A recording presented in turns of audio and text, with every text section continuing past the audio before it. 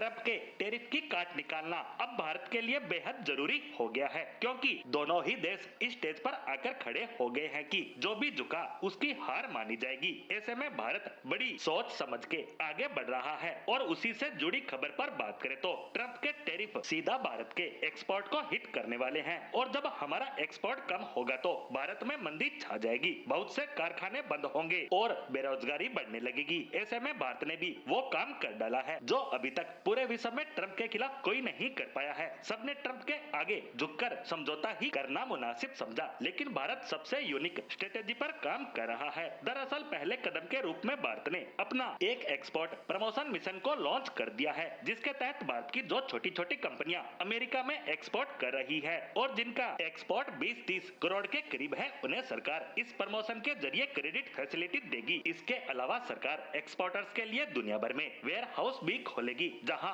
वो अपना सामान रख सकेंगे। साथ ही ग्लोबल ब्रांडिंग इनिशिएटिव उठाया जाएगा ताकि भारत के छोटे सामान जो कम मात्रा में बनते हैं उनकी ब्रांडिंग की जा सके और उन्हें एक यूनिक पहचान मिले, ताकि ट्रंप जैसे लोग उन पर टैरिफ भी लगाए तो उनकी ब्रांड वैल्यू की वजह से लोग उन्हें पहचाने और महंगी कीमत देकर भी उन्हें खरीदे। इसीलिए सरकार करीबन इस पर 2250 करोड़ रुपए खर्च करेगी। वहीं बात करें बड़ी कंपनियों की जो मेगा लेवल पर एक्सपोर्ट करती हैं और बड़ी संख्या में जॉब क्रिएट करती है, उनके लिए सरकार 20,000 करोड़ रुपए का पैकेज ला रही है, जिसमें भारतीय कंपनियों और एक्सपोर्टर्स को अलग अलग प्रकार की सुविधाएं दी जाएगी, जैसे इजी क्रेडिट स्कीम, बड़े वेयर हाउस और एक्सपोर्ट हाउस जैसे सऊदी, यूएई, यूरोप के कई देश, रूस, ब्रिटेन सहित बहुत से देशों में अलग अलग सुविधाएं देगी। अब आप सोचेंगे कि इन सबसे होगा क्या? क्या ट्रंप के टैरिफ का असर खत्म हो जाएगा? तो बता दूं कि इससे इन कंपनियों के खर्च कम हो जाएंगे और इन्हें सपोर्ट मिलेगी, जिससे ट्रंप के टैरिफ इनके खिलाफ असरदार नहीं रह जाएंगे, क्योंकि खर्चे कम होंगे तो ये टैक्स के खिलाफ लड़ पाएंगे और जमकर अपना सामान एक्सपोर्ट भी